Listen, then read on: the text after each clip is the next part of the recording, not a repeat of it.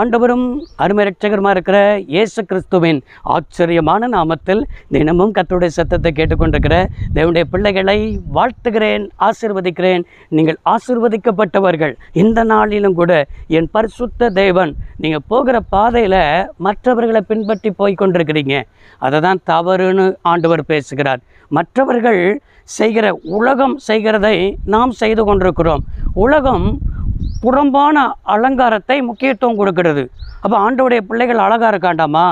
ஆண்டவருடைய பிள்ளைகள் என்ன செய்ய சொன்னால் அழகாக இருக்கிறதுல என்ன தப்பு என்று நீங்கள் நினைக்கிறீங்க. மற்ற ஆண்டவருடைய பிள்ளைகள் அழகாக இருக்கணும், ஆண்டவருடைய பிள்ளைகள் எல்லாவற்றிலும் சிறந்து இருக்கணும், உண்மைதான். ஆனால் அந்த அழகு மற்றவர்கள் பார்க்கணும்னு சொல்லி நினைக்கக்கூடாது. மற்றவர்களை கவிழ்ந்து இருக்கணும் என்று நினைக்கக்கூடாது. மற்றவர்கள் பார்க்கணும்னு நினைக்கிறது தான் தவறு. மற்றவர்கள் பார்க்கணும்னு சொல்லி இந்த பியூட்டி பார்லர், அந்த பியூட்டி பார்லர், அந்த இடம், இந்த இடம்னு சொல்லி அதுக்கே நேரம் செலவு பண்ணி, அதற்கே பணத்தை செலவு பண்ணி அதற்கு பின்னாகவே ஓடிக்கொண்டிருக்கிறாயே, அதற்கு பின்னாக ஓடிக்கொண்டிருக்கிறீர்களே, இதை தான் தவறு என்பதை ஆண்டவர் பேசி கொண்டிருக்கிறார். இன்றைக்கி நாம் என்ன செய்யணும்னா, வெளியான அழகு, புறம்பான அழகு, இதை முக்கியத்துவப்படுத்துறதை விட்டுவிட்டு உள்ளான ஒரு அழகு இருக்கிறது. இந்த உள்ளான ஒரு அழகு இருந்ததுன்னா வெளியான அழகை கர்த்தர் தருவார். அதை ஆண்டவர் சிறந்திருக்க செய்வார். நீ சௌந்தரியமாக இருப்பாய், நீ அழகாக இருப்பாய், நீ அநேகருக்கு ஆசீர்வாதமாக இருப்பாய், இதுக்கு சந்தேகமும் இல்லை. ஆனால் உள்ளான ஒரு அழகை நாம் பார்க்க மாட்டேங்கிறோமே.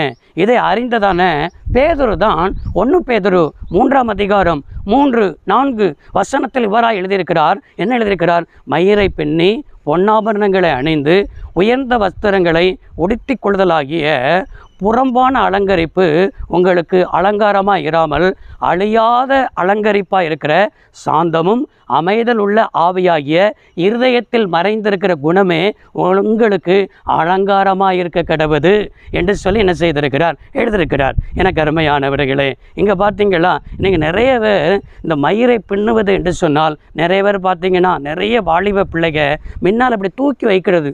பாம்பு தான் படம் எடுக்கிறது மாதிரி என்ன செய்யுதுன்னு சொன்னால், பாம்பு படம் எடுக்கிறது மாதிரி முன்னால் அப்படி தூக்கி வைத்து அப்படி இழுக்கிறது, மற்றவர்களை பார்க்குற மாதிரி மயிரை பின்னுகிறது. இதுதான் தவறு. இதை தான் ஆண்டவர் எச்சரிக்கிறார்.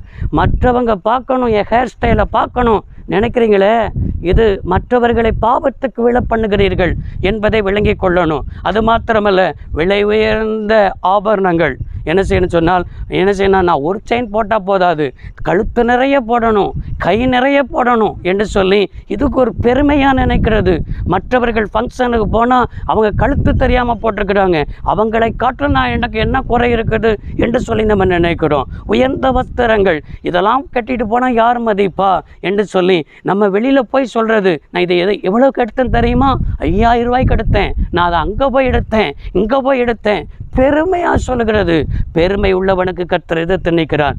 இந்த அலங்காரம் இதெல்லாம் புறம்பான அலங்காரம். இந்த புறம்பான அலங்காரமெல்லாம் உனக்கு அலங்காரம் இல்லைன்னு சொல்லிட்டு இந்த அழியாத அலங்கரிப்பு, என்ன அலங்கரிப்பு தெரியுமா?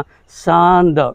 அப்படின்னா ஆண்டவர் சொன்னது, என்னிடத்தில் வாருங்கள், நான் சாந்தமும் மனத்தாழ்மையாக இருக்கிறேன், என்னிடத்தில் வந்து கற்றுக்கொள்ளுங்கள் அப்படி என்று சொல்லி ஆண்டவர் எல்லாவற்றிலையும் அந்த ஒரு சாந்த ஆவி. இன்றைக்கி எத்தனை பிள்ளைகளுக்கு சாந்தம் இருக்குது? சொன்னால் எடுத்தாலும் கோபம், எதுக்கெடுத்தாலும் வீம்பு பாராட்டுகிறது, எதுக்கெடுத்தாலும் வைராக்கியம் பாராட்டுகிறது. நீ அந்த இடத்துக்கு போகாத அப்படின்னா நான் போவேன், உங்களுக்கு என்ன அப்படின்னு சொல்லி கேட்கிறது. இப்படி தான் நிறைய கிறிஸ்தவ குடும்பத்தில் இருக்கிறது.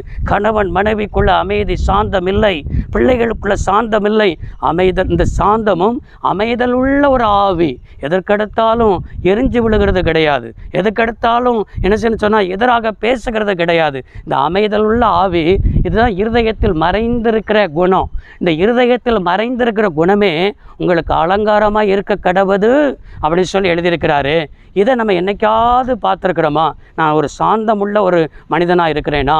அமைதல் உள்ள ஆவி எனக்கு இருக்குதா? இந்த அழகு எங்கே கொடுக்க முடியும்? இந்த பியூட்டி பார்லர் எங்கே இருக்குது அப்படின்னா, இந்த பியூட்டி பார்லர் இந்த 66 புத்தகத்தில் இருக்கிறது. இந்த 66 புத்தகத்தை தான் பியூட்டி பார்லர். இதை நீ பயன்படுத்தினா உனக்கு உள்ளான ஒரு அழகு இருக்கும், உன் முகமும் அழகாக இருக்கும், உன்னுடைய தோற்றம் அழகாக இருக்கும், உன்னுடைய நிலைமை அழகாக இருக்கும். இதை விட்டுட்டு புறம்பான அலங்கரிப்பை தேடி ஓடாதீர்கள். இன்றைக்கே மனம் திரும்புவோம், இன்றைக்கே தேவனுடைய வசனத்துக்கு திரும்புவோம். கர்த்தர் நம்மளை அழகாக வைப்பார், ஆசீர்வாதமாய் வைப்பார், செழிப்பாய் வைப்பார். ஜெபிப்போமா? சர்வ வல்லமையுள்ள தெய்வமே, அன்பு தகப்பன், இந்த வார்த்தையின்படியே உடைய பிள்ளைகள் எல்லாவற்றிலும் சிறந்திருக்கட்டும். இயேசு ரட்சக நாமத்தில் பிதாவே, ஆமேன். கர்த்தர் ஆசீர்வதிப்பாராக. God bless you all.